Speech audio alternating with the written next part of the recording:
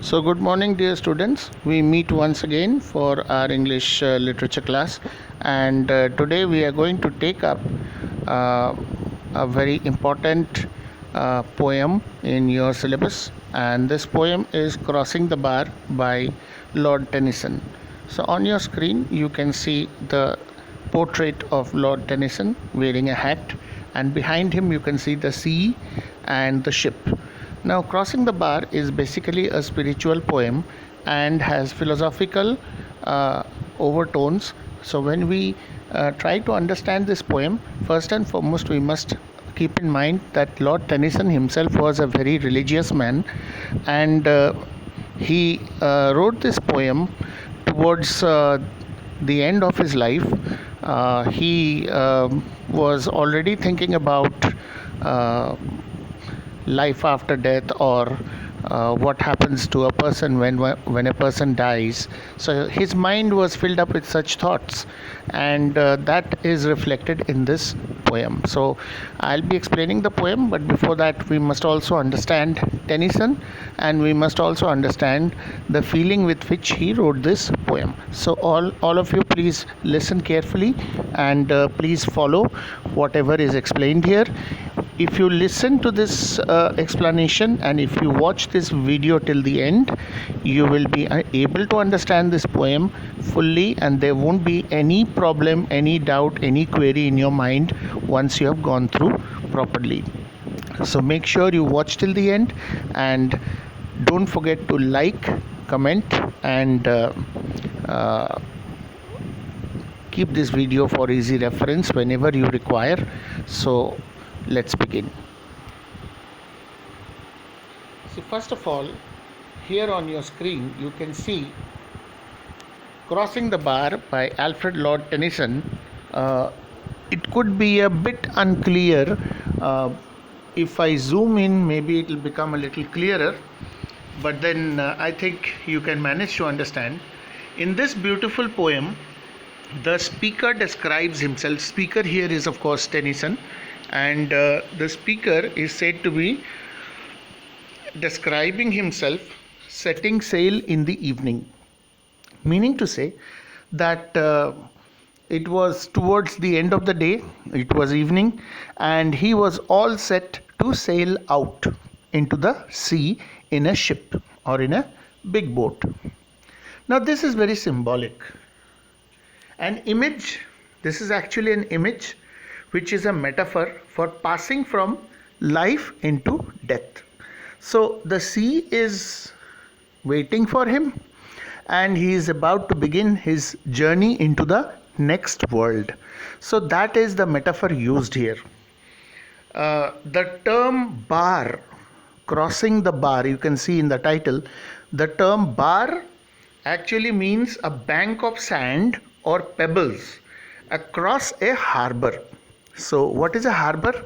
A harbor is a place where ships come and stop. So a bar is exactly a sand covered stretch of the harbor, sand and pebble covered stretch of the harbor. So when you are in the harbor, you have reached your destination. You are safe. You are on solid land. But if you have to sail out from the harbor, then you are beginning a journey towards the unknown. Now, if we compare life to living on the earth and thriving on the landmass of the earth, then the next life, or rather what lies after death, is comparable to the sea. So that is the comparison used here. So an obstacle that must be traversed in order to sail into the ocean. So that is what a bar is. The poem is filled with imagery connected to endings, such as the evening star, that is the planet Venus, which is often seen as the morning star and the evening star. So right after the sun sets, the first thing you see is the evening star. Before the moon rises, it is the evening star which comes out as the brightest object in the sky. So such imageries are there in this poem. Then twilight. Twilight means what? end of the day, beginning of night, when the darkness is not fully spread across the landscape, whereas light remains to certain extent, yet the stars are visible in the sky. So that very hour of the evening, just after sunset, is called twilight. So as it happens that during the evening in the northern hemisphere, you have high tide, and that is the opportunity taken by, or used to be taken by in the olden days, taken by the captains of the ships to sail out into the ocean, because the depth of the water increases near the harbor and it's easier for the ships to sail out safely into the deep sea. So that's the reason why evenings were the times when the ships would sail. If you remember, you read in The Merchant of Venice also that Bassanio was going to Belmont by ship or by steamer, and for that reason the the time chosen was also the evening. The wind has come about and Bassanio must set sail. Favorable winds are blowing. You had done this in class 10. So the same thing again, the same concept remains, that when it is evening, it is the time of the high tide, and so the ship can sail out into the ocean. And that being the case, it is the time for saying goodbyes to each other, taking leave of each other, farewell. Now remember, this imagery is also synonymous to death. When a person dies, his friends, his relatives, all those who are near and dear to him, all those who knew him, they come to see him for one last time. They attend his funeral. He is lowered into his grave, and everyone says goodbye for one last time, because that is the time of the final farewell. So that is being referred to here. Shortly before he died, Tennyson asked that crossing the bar be placed at the end of every anthology of his poetical works. So this poem, this was written with a lot of feeling by Lord Tennyson. It was very, very personal. It was very, very philosophical and spiritual. And so he had made this last request to all, that whenever an anthology was written about his works, any write-up, any critical remark, any thesis anyone wrote after he died about him and his works should always be summed up with Crossing the Bar, this particular poem. So this was his last wish. So let us see the text of the poem. But before we move on with the text of the poem, I would like you to go through something different, not even the summary. We will try to see something else. Wait a second. I think we have something here. No, not quite. Anyway, just remember that Tennyson wrote this poem just before he died, just about 2 or 3 years before he actually died. So here is Crossing the Bar by Alfred Lord Tennyson. Now I am going to explain line by line. All of you please pay attention and please listen carefully. Sunset and evening star, and one clear call for me, and may there be no moaning of the bar when I put out to sea. It is the time of sunset. It is the time when the evening star has come out in the sky. And I have already explained to you that the evening star is the planet Venus.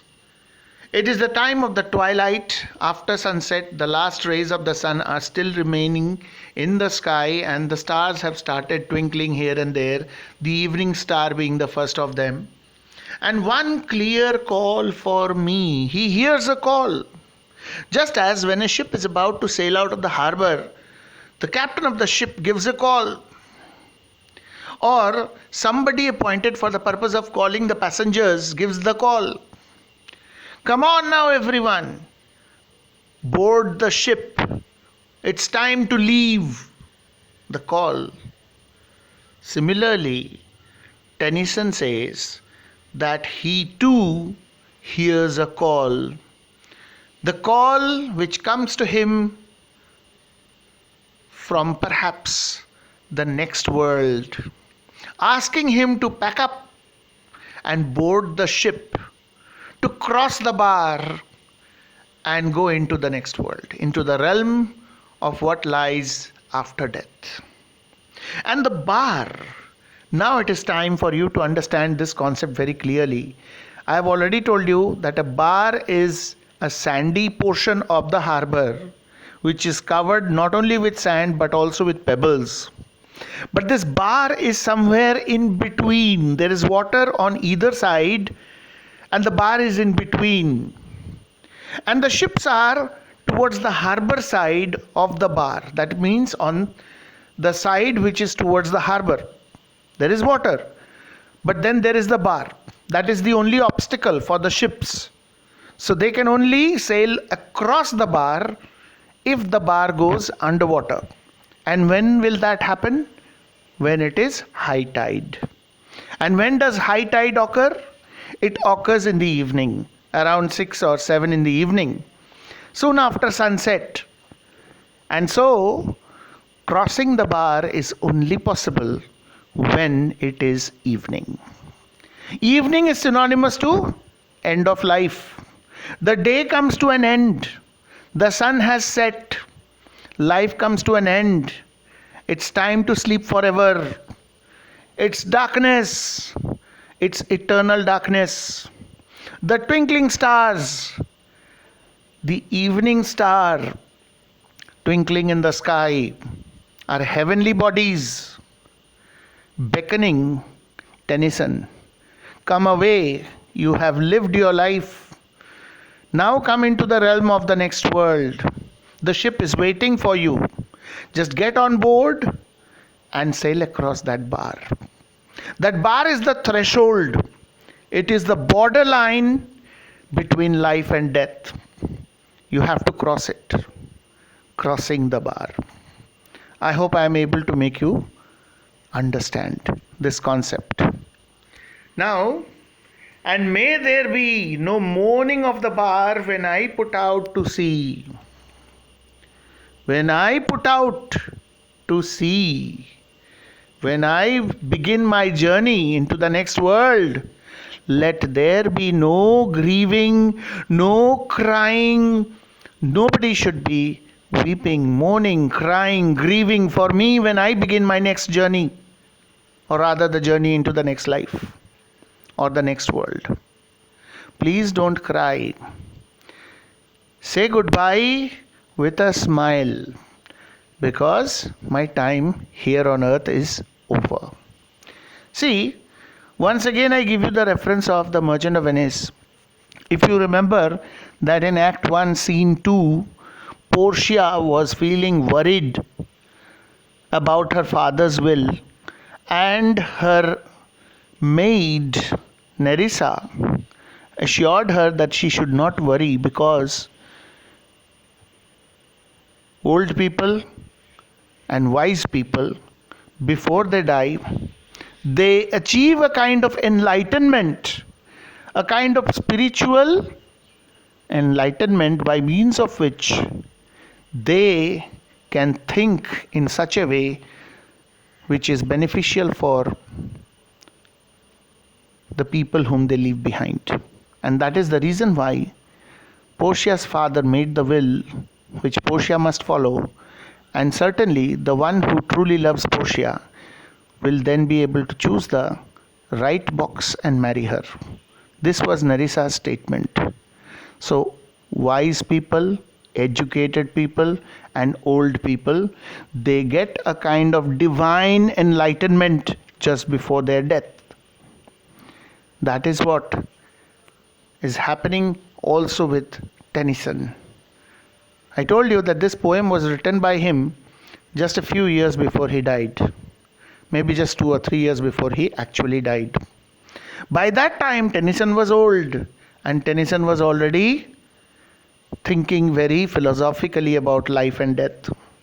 And so he says that when I put out to sea, there should be no mourning. There should be no mourning of the bar when I put out to sea. But such a tide as moving seems asleep, too full for sound and foam, when that which drew from out the boundless deep turns again home. But such a tide has come, and it is such a tide as when it is moving, it seems to be asleep.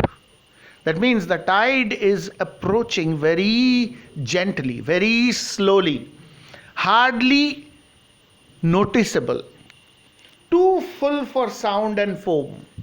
Water level in the sea is rising so slowly and gradually that the sea water is not making much noise, neither is it causing any foam to form. When that which drew from out the boundless deep turns again home. So the tide comes from the ocean.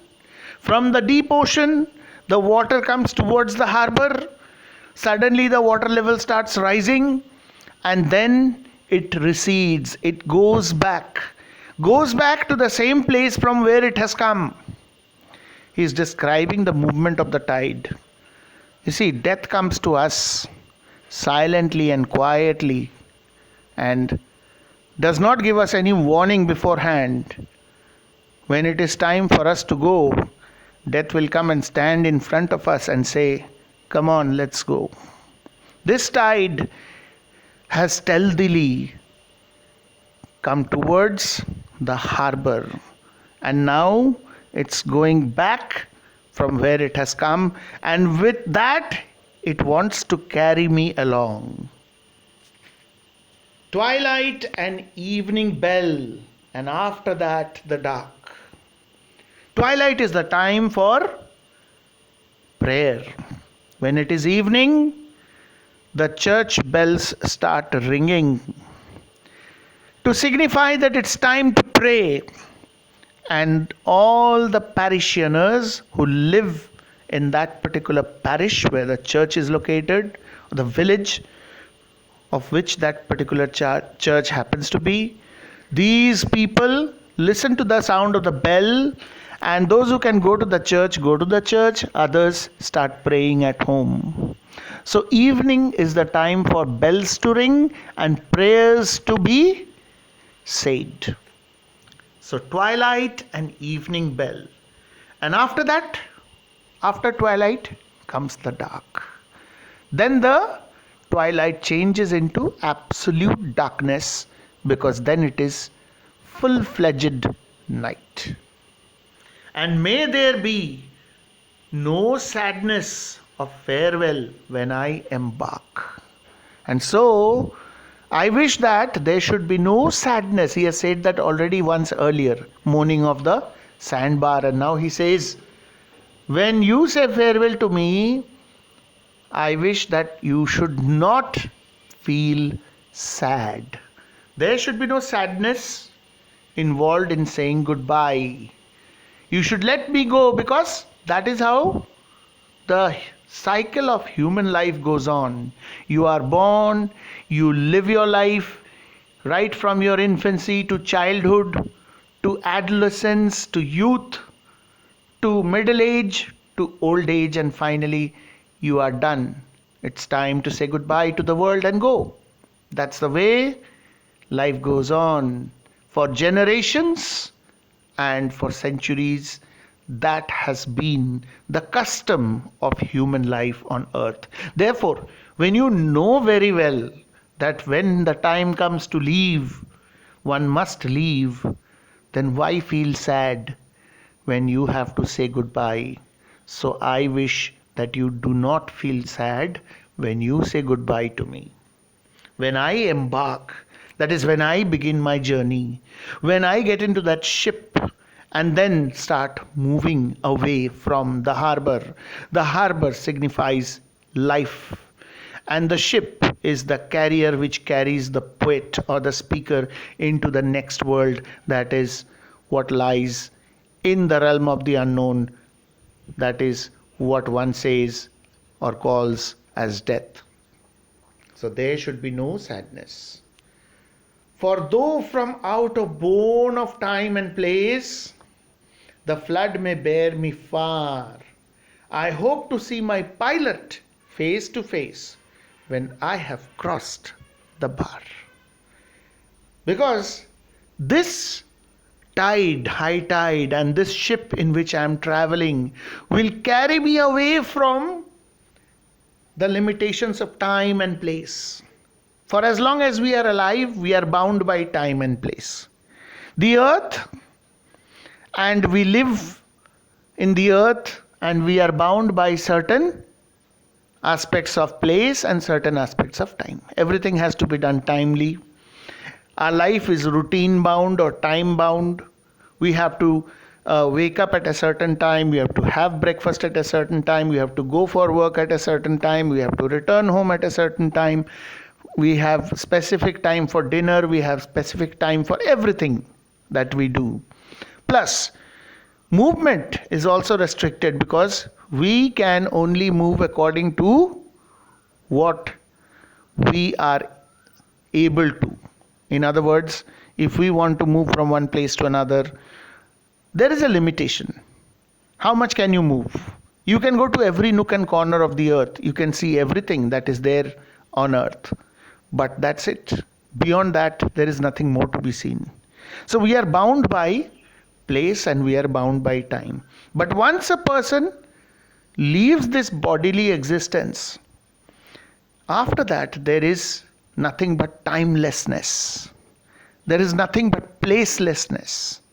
Time and place cannot hold you down. So time and place have been personified in this particular stanza. The flood may bear me far. I could be taken away quite far from this harbor by the water. Flood here means water, the sea water or the tide. I hope to see my pilot face to face. See, the word pilot is written with P capital. Pilot here, who is our pilot? A pilot is a person who guides us, who takes us along the different courses of life. And he is none other than God. So I hope to see God face to face, my Creator face to face, one who is my actual guide, one who is my pilot. I hope that once I leave this bodily existence and once I go into the realm of what lies beyond life, I will be able to see my Maker or my Creator. When I have crossed the bar, when I have managed to cross the bar or the threshold of this life and what lies after that.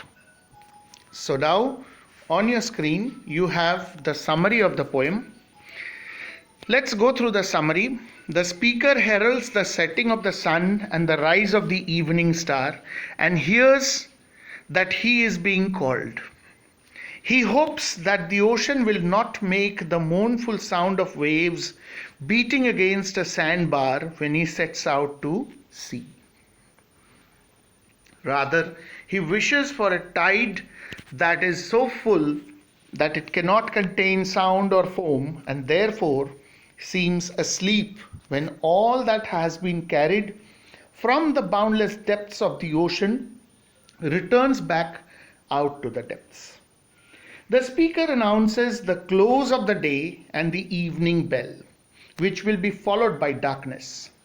He hopes that no one will cry when he departs, because although he may be carried beyond the limits of time and space as we know them, he retains the hope that he will look upon the face of his pilot when he has crossed the sandbar. So this is the simplest possible summary of the poem. Now see, Tennyson wrote Crossing the Bar in 1889, 3 years before he died. The poem describes his placid and accepting attitude towards death. Although he followed this work with subsequent poems, that is, he wrote a few more poems after this, He requested that Crossing the Bar appear as the final poem in all collections of his work. This was his request. Tennyson uses the metaphor of a sandbar to describe the barrier between life and death. A sandbar is a ridge of sand built up by currents along a shore. In order to reach the shore, the waves must crash against the sandbar, creating a sound that Tennyson describes as the moaning of the bar. So I hope that meaning is understood when you read this. The bar is one of several images of liminality in Tennyson's poetry. In Ulysses, the hero desires the sail beyond the sunset, blah blah blah. So these are some examples from other poems of Tennyson. The other important image in the poem is one of crossing, suggesting Christian connotations. So that's what I told you in the beginning, that this poem has religious and spiritual overtones. Crossing refers both to crossing over into the next world and the act of crossing oneself in the classic Catholic gesture of religious faith and devotion. So this is the alternative concept. The religious significance of crossing was clearly familiar to Tennyson, for in an earlier poem of his, the knights and lords of Camelot crossed themselves for fear when they saw the Lady of Shalott lying dead in her boat. So this is again another reference to another poem. So the cross was also where Jesus died. So crossing comes from the cross. Jesus was crucified. So that concept also is brought in. Now as Tennyson himself dies, he evokes the image again. So too does he hope to complement this metaphorical link with a spiritual and religious significance of crossing. So then there are, okay, this is a repetition. Now let's see some of the important explanations with regard to the stanzas. Sunset and evening star and one clear call for me, and may there be no moaning of the bar when I put out to sea. This stanza points at the poet's readiness to embark on a journey of no return. The poet says that his earthly stay has come to an end as death seems to approach fast. He warns that there should be no mourning. See, mourning and mourning. Mourning means expressing sorrow when he is gone. Then the next stanza, but such a tide as moving seems asleep, etc., turns again home. This stanza describes that the poet's death, which will seem as sleep, will take him back to heaven from where he came. We have all come from there and we have to go back there. So that is the concept. Then the third stanza, twilight and evening bell, etc., when I embark. This stanza is parallel to the first stanza because it paraphrases the poet's intended earthly departure. Sadness of farewell is synonymous to mourning of the bar. I had explained that while explaining the text also. So it is the same concept repeated again in a different way. And the last stanza, from out or born of time and place, etc. In this stanza notes that when the poet leaves earth, his journey through death may be far, but seeing his pilot or God face to face will make the journey worthwhile. So this is what the poem is all about, and this poem I am sure is quite interesting for you. It has a spiritual touch. It is all about life and death, written by Lord Tennyson 3 years before he died, with a request that whenever his poetic works are published, this poem should always be at the end of all other poems in the book, whichever book is published, and even any anthology, any other kind of composition, anything written about Tennyson, everything mentioned, finally this poem should be given at the end. So this was his request, and this poem is definitely therefore a poem of philosophy and spiritualism. So I hope I have been able to explain this poem, the text of the poem, and also whatever background this poem has to you all. And there are some questions in your workbook. So I will be telling you later about what questions you need to do. But as of now, only one question which is very important or most important for this poem, which you can prepare. It could be a 20 marks question.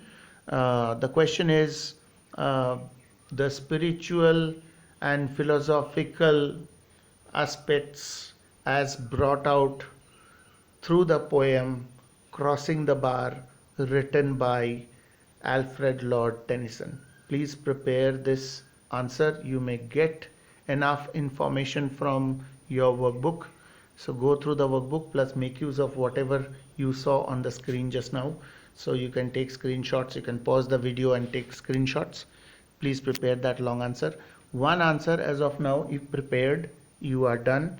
And if necessary, I'll be mentioning any other homework necessary to be done. I'll be mentioning later. So thank you very much. Have a nice day.